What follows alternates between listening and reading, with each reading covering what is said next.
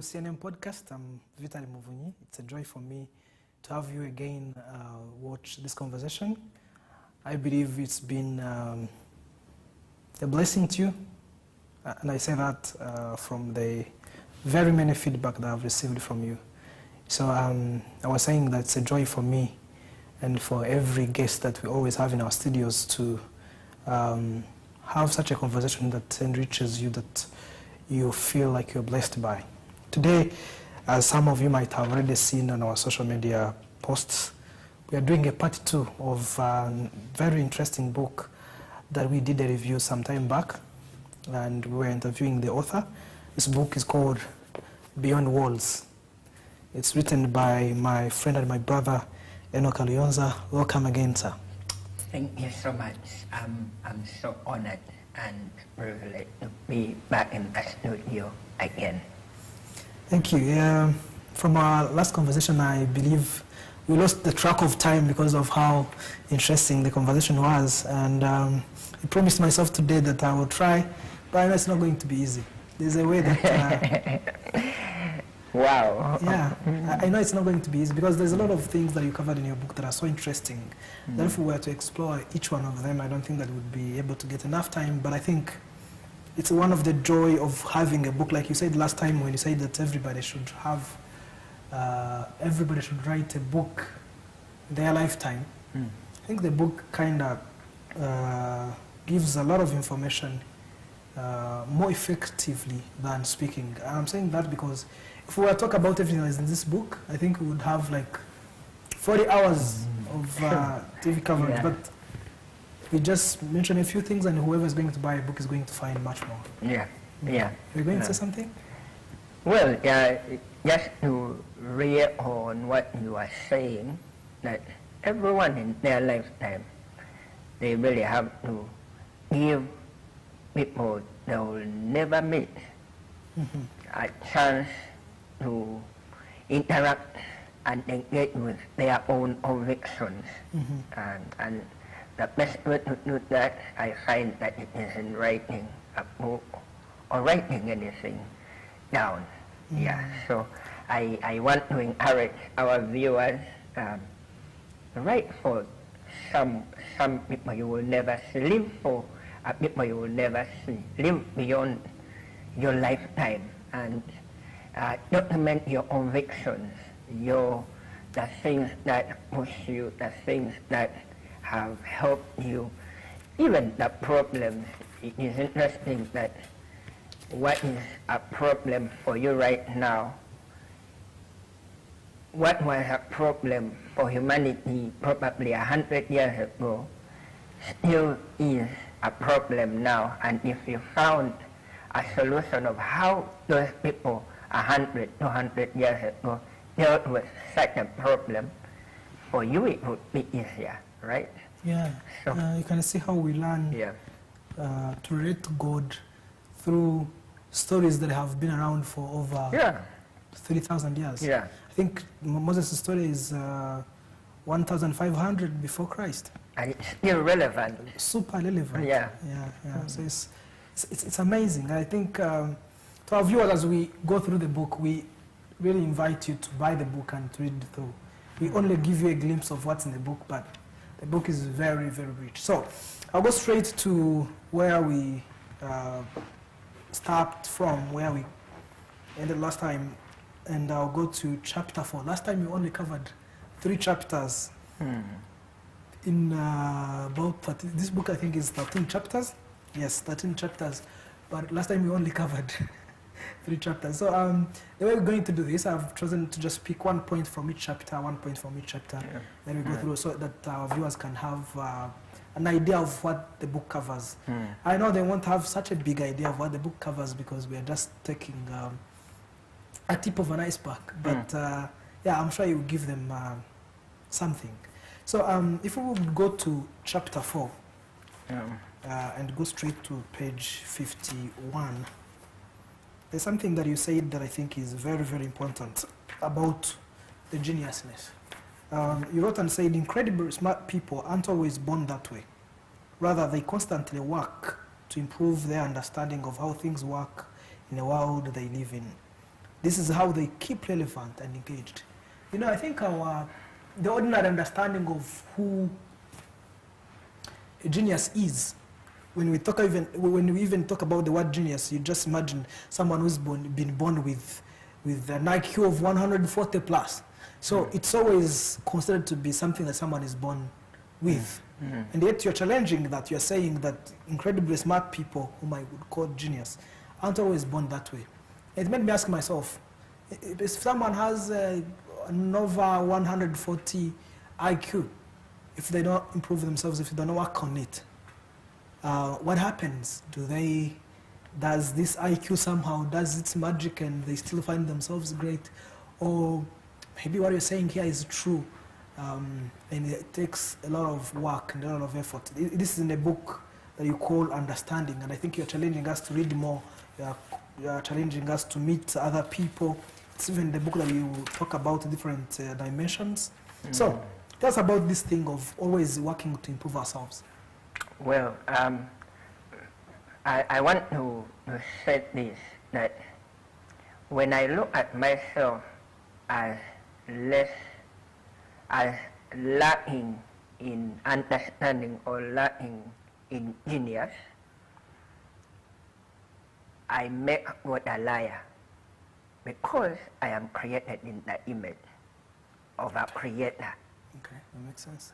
So you see, creation, when you look at a creation like a phone, we say that was genius.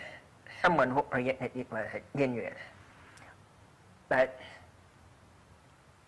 anytime I look at myself less, what I'm saying is that it is like an person, the one who created me. Because he created me in the image of him. So there is an expectation to be like who created you.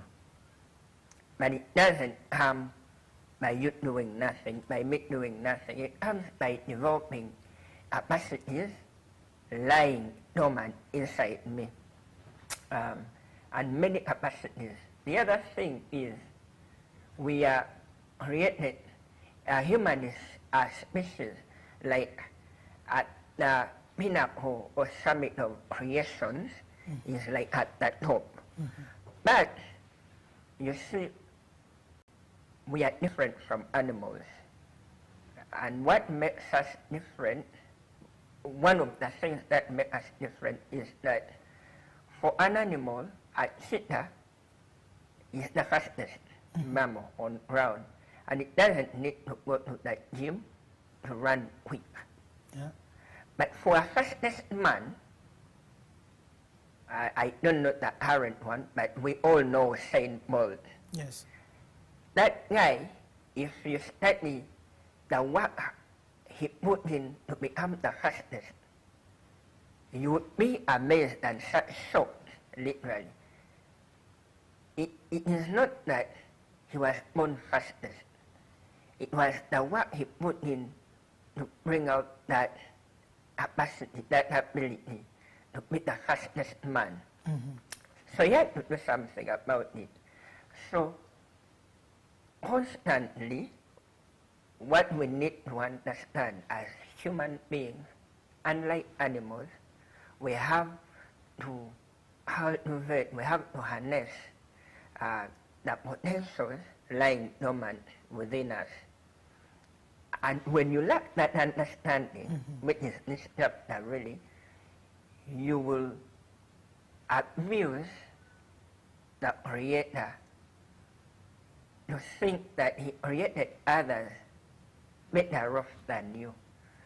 What you need, because you lack an understanding that there are dormant potentials lying inside you that need harnessing. When you lack that understanding, you will die without harnessing them, and you will rob the world of what you could be, you know. So, just cut you short a bit. Yeah.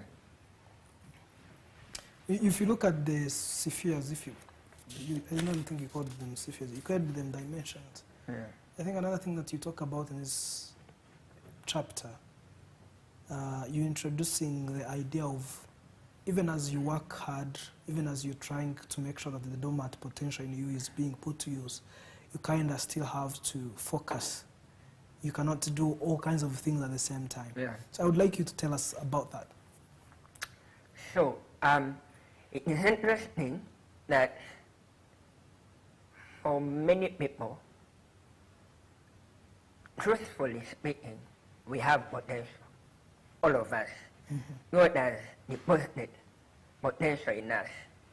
You find people, including ourselves, Yes. there is, as you're growing up, there is a thing you are pulled toward, always. You're like, I'm drawn to talking to people. And such a thing would have come from when you are a child. You sort of wanted to gather people and tell them stories. But I have to, if I'm a parent of a person like that, I have to notice and now work around developing that potential so that they will become a better communicator. And different people, all of us, even the people watching us, there is a thing that pulls you while you are even young. It is always pulling you. Or when you're working at that thing, you find that for you it comes easy. But when you don't develop the capacity to improve on yourself, to really function well in that field, you will remain mediocre. One of the things my mentor tells me is, for anything you are into, aim to be the top 10 in that field. And just when you are in that top 10, people know you for that thing. And I believe if I'm, say, into name anything, or medicine, or I'm a teacher, I have to aim to be, for example, in our country, Rwanda, or in our region, in East Africa, if they speak your name in that thing, will your name be among the 10? Will it come out? If they put a conference on education, for instance, will you be among the keynote speakers? Until you are, there is work to do, even when that is your field. Yeah. So it is an understanding, honestly. Everyone has, I think, they are pulled toward. So when you have an understanding that this is potential that needs to be worked on, you set time aside, work on that thing until you become the top of the top in that particular field. I don't know if I make sense. Yeah, you did. It reminded me of an interview that I once watched. It was an interview, I think, by... they were interviewing late Kobe Bryant, and he was talking about how his age was being focused on basketball. Yeah. So he grew up with dreams to become the best basketballer of all time, and that's what he focused on. So he says he wasn't taller than everyone in NBA. He wasn't faster. He didn't have massive hands. He talks about so many things that he didn't have, but his name can never be you know. MVP. Yeah, he's going to remain in the history of basketball because he focused. Yeah. Just to talk about that, there is a book by a gentleman, I forget his name, a popular book. He says that people who have come top in their field, when you notice, must have put in 10,000 hours in that thing. And that is a long time. Wow. 10,000 hours is almost like 10 years. In this book, I think there's somewhere that you recommend reading for 30 or an hour every day. And that's where you're going, actually, page 68. If you go to page 68, you said, you have no excuse not to read. Resolve to read in your field at least 30 to 60 minutes a day. and think about how you can apply what you have read. Soon you will get better and better at what you do, both consciously and unconsciously, because whatever you give yourself to eventually gives itself back to you in a measure that is pressed down, shaken together, and running over. I loved these words. I loved the perspective you put to this verse. It's so much awesome. But also, last time we talked about writing. Yeah. I don't want you to talk about reading. Yeah. We can combine it with what you were saying, that you have to invest at least 10,000 hours in a field. Yeah. But also touch on why do we need read? Now, again, I love this conversation. It is tying in with how it began, understanding. So, you see, you may, in any field, you may be in your be a communicator. Right now, the knowledge about communication might be limited. That is at your disposal. That until you find that knowledge, you will remain stuck in what you know right now at the current level. So the beauty of reading is it exposes you to a wider field of understanding or knowledge in that particular field you want to explore. And when you are not reading, what you are saying is that I want to look like where I was born. You see, everyone was born somewhere. When you're not reading, you were saying that you want to look like where you were born. Yes. Like, interesting. You would think that where you're born is big, but it is not. Yeah. There are new worlds out that you need to expose your brain, your mind to. And so reading affords you the opportunity to go beyond where you are born, to go beyond the borders of where you grew up from. You can't always have an excuse that this is the only thing I know how. Or else you will remain at that level. So reading will take you into new, territory, new frontiers, so to speak. So and it is not a simple thing. Yeah. Yeah. It's amazing. When you look at the Bible, Bible is very, very, very interesting. Yeah. When you look at how the Bible encourages people to read every day, and you could say in their time there were not so many books, so maybe that's why God tells them to read the Bible every day. I don't think that God is saying that read every day, just the Bible, but don't read anything else. And this has caused so many places that have received Christianity to always, every place that receives Christianity also received the teaching of writing and reading. Yeah. And I see that somehow it is intended from the Bible, it's intended by God, that His people ought to live a lifestyle of reading. And if you can at least find anything else to read, keep reading just the Bible. If you can read the Bible and something else, but still continue to read at least every day.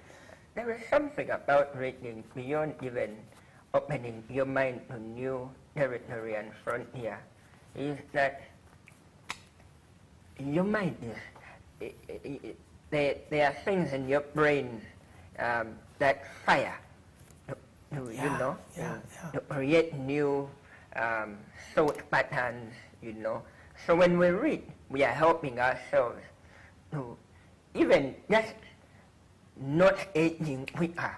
The people who read through their late years, when you sit with them, you find that they are younger in a way. So it is even helpful for the brain.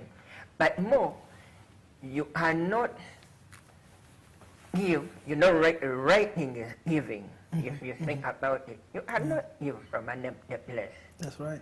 So when I'm reading, I'm fetching to the end that I can give in writing. So, in the book you say that Jesus expected the Pharisees to have read. So he asked them, have you not read? Yes. And I'm like, imagine God asking me and you, Yes. do you read? Have you read? Yeah. Have you not read? I find it fascinating that that question in the New Testament, if I'm not mistaken, is repeated 5 times by Jesus. Wow. Have you not read? It is interesting as well that Jesus at home, he had read the law, and he had it in his mind at home that he, for 3 days, he was reasoning with the teachers of the law, and they were like, my goodness, where does this young man get all this? In other words, that guy was well read. Now, going to his ministry time at 30, that guy's mind, it is also interesting that never, I heard it from my mentor, Apostle Moses, he says, never at any one time did they ask Jesus a thing and they say they don't know, or come back later. You get? Yeah. And for everything you don't know, it is a report card. There is something you haven't exposed your mind to that you need to by reading. Yeah. It's so powerful. Now, let's go to another chapter that is very important, chapter 6. You go to page, you wanted to add something Yeah, first? maybe if we are not bad on time, just Okay.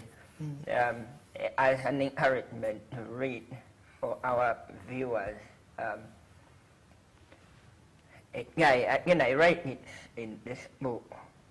If you're not continually learning and upgrading your skills, somewhere someone is. And when you meet them, you are the loser. That's right. Not them. And so we have to constantly, because you are not a cheetah, you are not an animal, that you will be the fastest. Just by being Yeah, who you are. no. For human beings, there has to be a development, Yeah. which is intentional happening, and yeah, I thought I would add that. Wow. So, there's an interesting story that I want you to share with us. That's page 75. I think last time we touched it a bit, but I would like our viewers to get the whole story. Wow. It's in chapter 5, where you talk about your brother John and this other man that was in your neighborhood. Is it chapter 5? No, chapter 6 actually, that you called imitation. So, but of course, as you share the story, I also want you to comment on these words that are on page 75, where you said, after sharing the story, you say, the point of my sharing this story is to show how crucial imitation is, and what we can do with it if we understand its value. I believe that until we understand its value, moving beyond words will remain as something we can hardly attain. I've had so many other principles. The imitation sounds kind of new. Yeah. But when you told the story of your brother in this other neighborhood, this man that was in your neighborhood, what happens to your brother just by imitating that man made so much sense to me. And I think it's one of the reasons why they always tell us to have a role model. I understood that having a role model, you're not even talking to this role model. You're not, he's not like a mentor that you are having a conversations every day. Yeah. But you have a role model, someone that you can actually imitate. Of course, we also imitate our mentors and other people that are around us. Sometimes we do it consciously, or sometimes we do it unconsciously. But yeah, because I love stories, I would like to first listen to the story, but we can also comment on the principle of imitation. So, well, interestingly, at the time I wrote this book, I hadn't grasped what I was writing. Wow. Yeah. So by writing it, you learned more. I learned, but even now, I even have a better, like, grasp of it. Wow. So, again, because we are believers or people of the book, the Bible, there is where Jesus tells his disciples, follow me, and I will make you become it is interesting. You follow, then you are made to become into. So my understanding of that is until I follow someone, my chances of becoming into someone are minimal, are limited. So imitation for me is really like following an individual. And when you have traveled from our part of the world to the Western world, for example, you will find something interesting in these cities. I've traveled a bit to the Western world, and what you find is that most cities, for example in Europe, they are similar. Like when you see London, Germany, Berlin, Milan, those capitals of in Europe, you will find a striking similarity in most of them in the way they are building. And you wonder why. But really what happened was imitation, was following, was copying. Another way of imitation is really copying. Another way is, so when a nation copies another, they get to a place where they look like the other nation. So for me to develop, for our country to develop into a developed world, actually I thank God for our leaders. They look like they are imitating the Western world.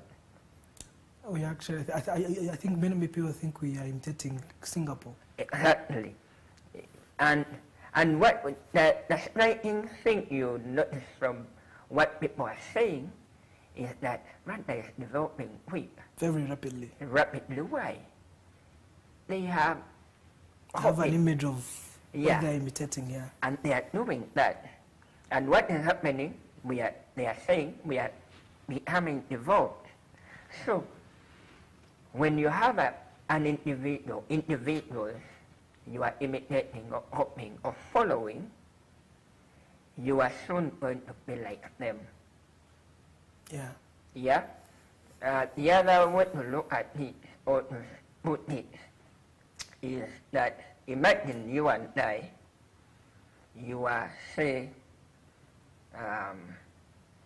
you could use the example of John. Okay, if you don't mind telling the story. The example of John.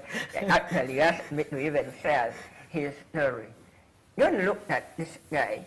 This guy I write in the book was a guy who was uneducated, yet with a big mind. By the way, if I may cut you short, you continue from the story. One of the things I love when I'm reading books, one of the qualities that I look for is a writer's ability to tell the story.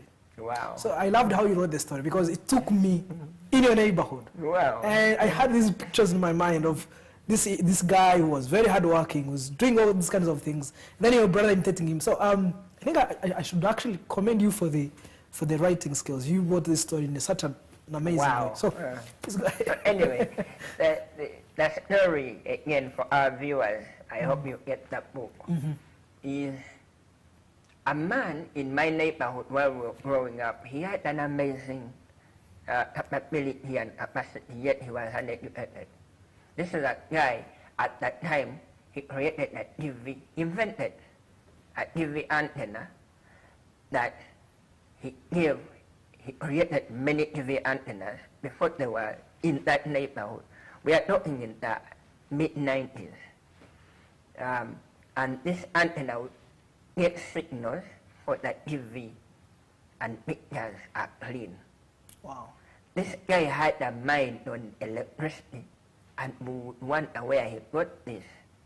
Everything he touched, that guy, it looked like it was prospering. And so because we're in his ecosystem, in his area, my older brother is inspired and he begins doing things like he did. In other words, he followed. And so I remember growing up, my brother would do toy cars that were the envy of the entire neighborhood. but he got this spark from watching this guy. But anyway, all to say that anytime you want to go somewhere, it is interesting there are people who have already gone there. And for you to think that you are going to create your own road to there is a waste of time. That's right. So we are all going to town. The president has done as well. He has built the road to town. We all want to go to town. Why in the freaking world do you have to, because you want to go down, I'm going to create my own road, when a road is already there? So following is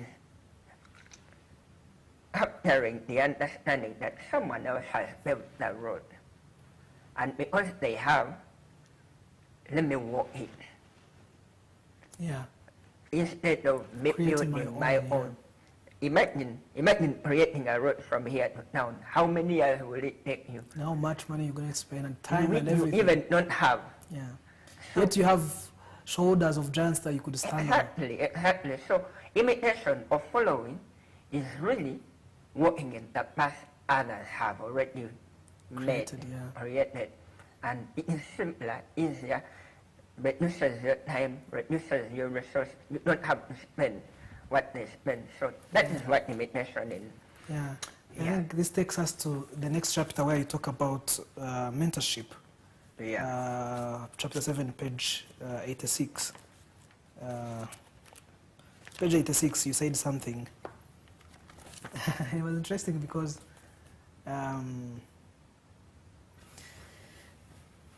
I think, let me combine these two questions. Wow. Yeah, let me combine these two questions because if you look at, so what I wanted here is on page 86. You see those words you wrote in italic. You say, those around me go beyond me. And chapter 12, page 158, where you talk about one of your mentor, Tim Kluter.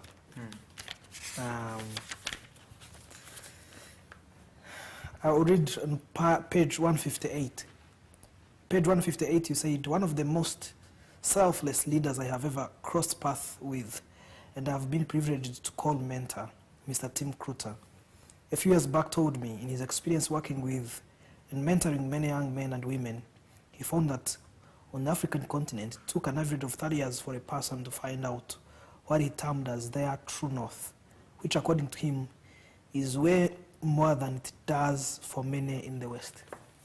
Yeah, I'm combining these questions because when we talk about mentorship, you're talking about the principle of going beyond those who came before you, just like we were saying in the following. And you kind of, that statement that I just read is like a purpose of a mentor. Yeah. Make sure that those who are around you go beyond you. Yeah. And I don't think I've seen so many people that have done an excellent job at that as Tim Kluter. Yeah. I think our meeting, Yeah. he might not know, but he made it possible. And this statement that you write in this book, I have heard him say it also back in the time. I don't remember if I was still at CLA or if it was in one of the meetings that we have with him as alumni. But two things I wanted to touch in this thing, in this question. One, who is Tim Kluter to you? Wow. I know he hates praises, he doesn't like that much, but to who honor is due, every time you have a chance, we should be able to let the world know there's someone out there that has done actually amazing things. But also I want you to talk about mentorship, talking to us who is Tim Kluter, but also you tell us something about mentorship. Wow. Well, thank you for bringing this up, and I want to thank, we call him Uncle Tim, who in our spaces where we know each other. This is an incredible man. I don't know many people, I've not met many people who have the character and charisma of a leader like Uncle Tim. I met him in 2015 No, not 2015, in 2005. Yeah. Young, when I was a young guy. But from that time I met him until today, I don't know many consistent people like him. That is one. He's a great example for especially young people like myself and you. He is a good father. One of the things I'm diving there a bit is one of the things that young men need in our generation is to have men who model what great manship or fatherhood is like. And for me and you, I believe this man has modeled fatherhood so excellently. He has modeled what manhood should look like. You see sacrifice in his stature. You see love, unconditional. Many have found purpose just interacting with him. I'm one of those, really. I work in a thing he founded many years ago. I've been incredibly blessed by this gentleman and continually. One of the amazing things I know about him. So for me, I met him in 2011 when I joined Cornerstone Leadership Academy Rwanda. And towards the end, I think when we were in our final year, someone asked him, "You've done so much for us. It's been amazing. We've not only, because it was a scholarship, so we had studied for free, which is not something very common.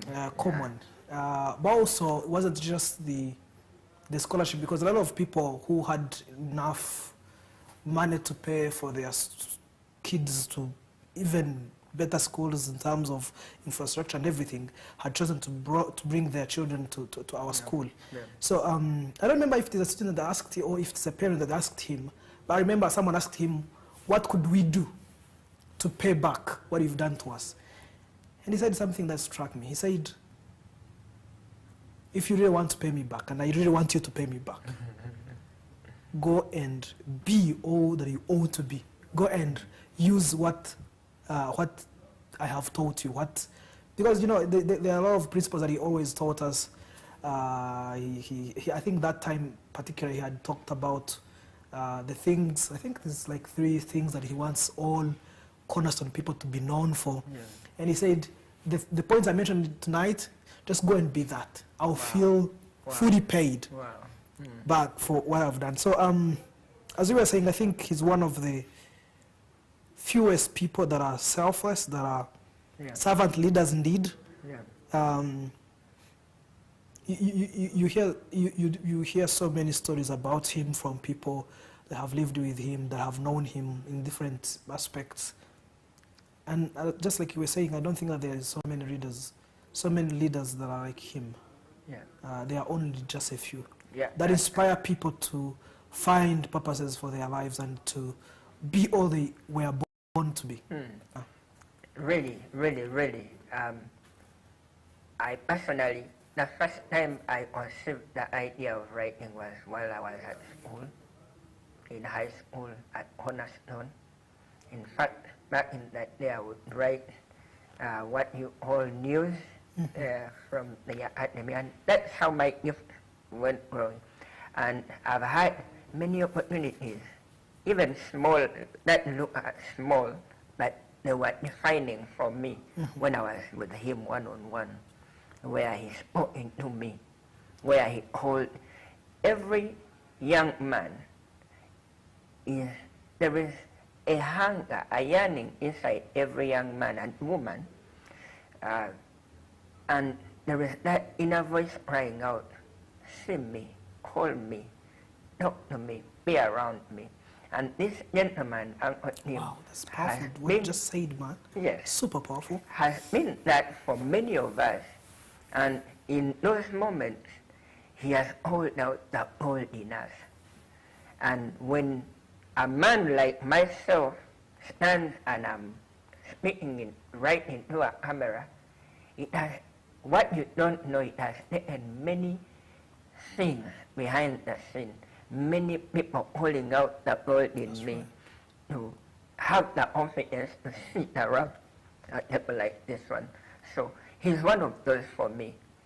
Yeah. And so let's go back to mentorship. How does mentorship help us to go beyond walls? Yeah. Again, that point we had a bit talked about is, for me to go further, I honestly need someone to take me on the road. That's why you need to read books. The purpose of reading is you are seeing things from other people that will take you, like catapult you into your destiny. But really, for me, my mentors, I don't know where I would be if I didn't have people I looked at, I listened from. I have an incredible pastor, and she's a lady, Pastor Joy. You would spend a minute, 10, 20 minutes, and she would speak things, and your mind will, go in that direction that you should be going. And sometimes I'm like, if I didn't have people like this in my life, probably I would be wasting away. So what mentorship really is, you collecting wisdom cheaply. At almost no price. Yeah, at almost no price. An example, this is what I have thought about mentorship, and I hope it makes sense to the person viewing. In our part of the world, we lack people, or we grow up around parents who leave early, and they leave us nothing in terms of inheritance. So when I can have mentors around me, I can truly gain inheritance. Yeah. And for me, inheritance, really, when you think about it, is really a thing you get that buys you time. That's right. Let me give an example. My mom, not very educated, she's in her 60s. But this woman of God, my mother, in her 60 years, there are things she knows about homemaking, about family, that if I take her for granted because I have a degree and she doesn't, I miss out on that experience. Yet, if I look at her as one who carries an understanding of this particular thing, family, homemaking, and I take her out, I buy her a nice meal, or I buy her a good dress, and sit with her with 5 questions on that subject, you would be shocked, I would be shocked that in a moment she will deliver a mastermind or a course in 2 hours that is worth 50 years of her life. Yeah. So when I get that thing, in a moment she has delivered in 2 hours, that she has learned, that has taken her a lifetime to learn, I am receiving an inheritance. That's right. I have bought time. I don't have to take the same years she took to learn that thing. That's right. That is the beauty of mentorship, is that you sit with someone, by experience they have gone through things, you just come with a question, they deliver, and in just a moment you walk away with a thing that has taken people lifetimes. So when you sit with Uncle Tim, for example, there are many things that man has learned. And easily, over a cup of tea, he will solve a problem that would have taken you Millions of years. 20, 30, 40 years to learn. So when we say mentorship is really inheritance or wisdom that comes to us for cheap, it is not a mistake. So our world especially, because we are disadvantaged, we never get inheritance, we need to value mentorship. Yeah. That is how we would move quicker in life. As you were speaking, I remembered something that had always intrigued me. The book of Romans, Apostle Paul writes and says, what do Jews have that is better than the rest of everybody else? And he says they have the promises of God. Other versions will say the scriptures. And you will ask yourself, many other people have scriptures, and I mean, at least what they call scriptures and all that. But you go in every culture, and even if what they have is not what you and I may call scriptures, for example, but you know, in Kinyarwanda, the word for scriptures is what has been written. Yes. And this man is saying Jews have an advantage because they have things that have been written down for them to interact with for their future. Yeah. And when you look at their scriptures, it's experiences of people that have been written down. Yeah. I wonder why they wouldn't have just, you know, wrote, don't do this, don't do this, don't do this, but they put their stories of, I mean, they put you lots, they give you a lot of stories of experiences of people. And I think when you say a real inheritance is when you learn wisdom from someone else's experience. Yeah. You don't have to experience it yourself. Yeah. Now, since you've touched about family, one of the things I told you that I was amazed with when I read your book was how passionate you are about so many things, including families, including your patriotism, your love for Rwanda, but also for Africa. And it looks like chapter 9 is about families. I mean, you take a big portion writing about families. And I wanted to ask you a question from page 98. And I would like you to speak to us who are about to be parents in some years to come, but also to current parents. So page 98, you said, it is in a functioning families that people are empowered to discover their identities and pursue God-given destinies. No one would rather say it's not in families, it's in churches. But you insist that it is in functioning families that people are empowered to discover their identities and pursue God-given destinies. In fact, when empowerment is not happening, a family is a dysfunctional state, and its members are not sons being fathered, but slaves merely given an address to stay. Wow. This is powerful, bro. So, speak to that, please. Man, these are like things you want a whole hour. Yeah, I know. Talk about. But also, I want to say this, that if you are in a dysfunctional family, it is not the end for you. God is always setting you up to put you in a family. That's right. There is a scripture in Isaiah 60, I think 8. No, the Bible says, God sets the lonely in families. Yeah.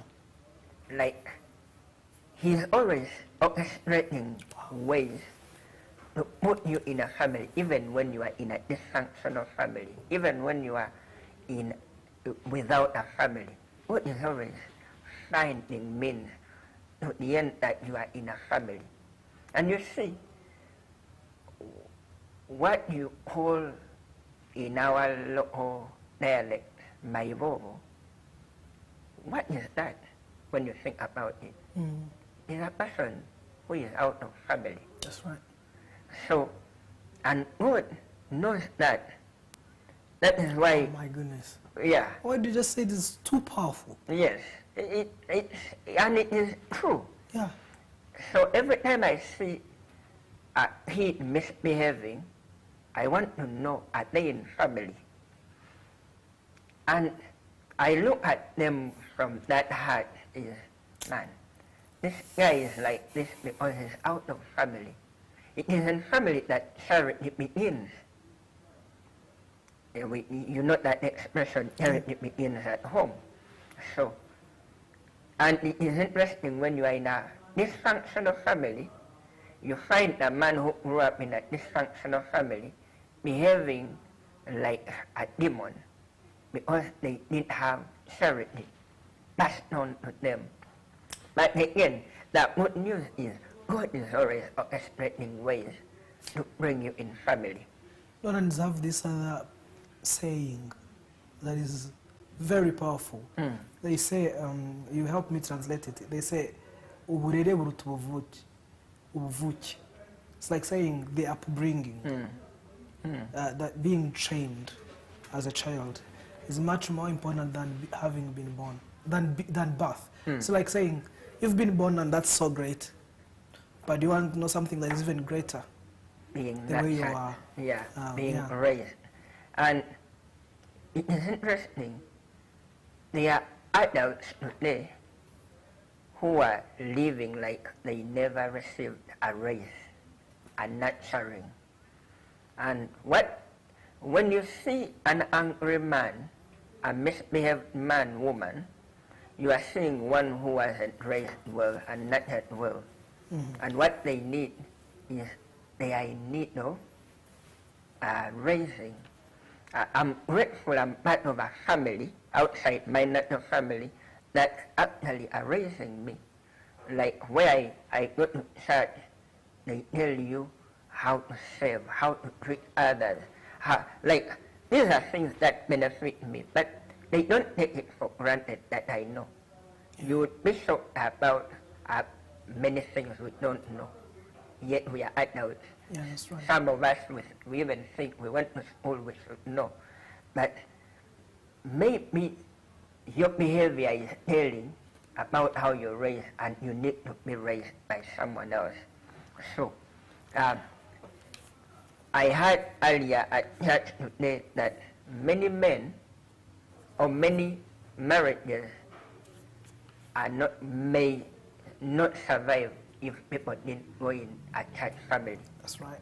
So some marriages are intact because they're in a family. Yeah. So family is really important. I know, time is not on our side. I still had a lot to ask you. Yeah. Maybe I'll just read the quotes and we won't have to comment about it, and I'll ask you the last question. You go to page 117. Page 117, I wanted to ask you, there's something you said here, and you said, nothing in this world, and I repeat, nothing, is as highly profitable as having God with us. And I think one of the things that you are emphasizing in this passage, in this chapter, you're talking about the presence of God and how it's where almost everything is born, especially greatness. Greatness is born in the presence of God. So I wanted to touch that, but I also wanted you to touch page 145, which was an amazing perspective, if you ask me. Page 145, you said, God has endowed us with gifts that it can have global impact. And the reason they have global impact is not because we are special, but because the gift giver gives with a global perspective in mind. That struck me. There's a lot. So I wanted also you to talk about the north, the true north, as Tim Kruta puts it, because I believe that in that chapter that's what you're exploring. But because of the interest of time, I would just like to ask you one question, and I hope that our viewers will buy the book for them to find out what you meant in those specific chapters that we didn't get a chance to cover. The last chapter, you called it the case for beyond walls. I hope I quoted it right. So the case for beyond walls. What did you mean? And what's your departing message to our viewers? Wow. Man, there are many ideas flowing here with no questions. But first of all, I want to thank you for exposing this book to many viewers, your viewers, Rantan, non-Rantan, many. Thank you again. So, on those statements you read, one is really, when you think about it, we are created in the image of God. The very first thing in the Bible that God is known of was, and God created. So he's the creator before everything else. Yes. In the beginning, God created heaven and earth. That's how the Bible starts. That is the opening. And when you think about it, if you are in His image, wow, you have to be creating something. You have to be known like Man, that. you're crazy. So, because you are, and until you know this word, it is why maybe we are delaying to be created, to enter into that part of who we are. We are innately, we are creators, creative. And so I want to encourage you that know your maker and know who you are, because you are created in that image. I'm drawing you to know him, because in knowing him, there is a lot of you will find out. I'll leave it at that. Then the other, what did you say? It was, there's nothing, and I repeat, there is nothing in this world that is as great, that we have, that is as great as having God with us. Yeah, like honestly, when you have the richest man, and I'm bringing it to how we can understand it. Imagine Elon Musk, the richest man, was with you, was your right hand man. How would life look like? You're crazy. Ask Trump. Exactly. He won election almost because of this one man. Yeah. Now, what if I told you that God is much better than that guy? God with you. It is nothing uncompared. If that left my head, even me speaking to you, and it was a conviction and entered my heart, I would be unstoppable. I would. So, God with you is so much better than anything you can imagine. He is the majority. When you are with him, you are the majority. Nothing can put you down. So, that is that. God with you. What was the other? The last one was, the last chapter you called it, The Case for Beyond Walls. Yes, the case for beyond walls.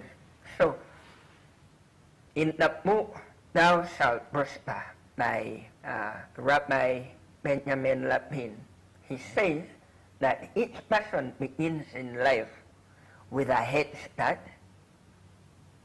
in some area and a hand up in another. So all of us, we are in that mix. There is a thing, you have a head start. You are better in that thing than anyone else. But also there is an area where you lack, you are hand up. That is a given. Everyone will tell you, me, I can't be on a camera because of this and this and this. Now, there are people who never see their head start, and they are always on their hand up. They have failed to go to advance because of a hand up they have. Like, me, I'm a woman, for example. Yet, there are people who have moved the borders of humanity, the boundaries, who were women. Yeah. That you need to encounter, and just encountering their story or them will nullify your excuses. It will put them down. So that's the thing is, the as for beyond walls, I talk about individuals who have pushed the boundaries for humanity, including our president. And when you see them, you are invited to be more. Their life is a testimony that draws you in to stop living like you are living currently, but also for you to start pushing the boundaries so that you can go beyond walls. And these people are all over us. They are always around us. Man, I want to thank you so much for today. Your book is powerful, and I thank you for having given us 2 hours of your life, and probably actually more, to sharing with us the wisdom in this book, but also for having given us this book. I'm very, very glad, and I mean it, to have known you and to have encountered your book. God bless you. Bless you. And to our viewers, this is CNM Podcast, organized by Christ for the Nations Ministries. I'm Vitali MUVUNYI. It was a joy for us to have you, and see you next Sunday. God bless you.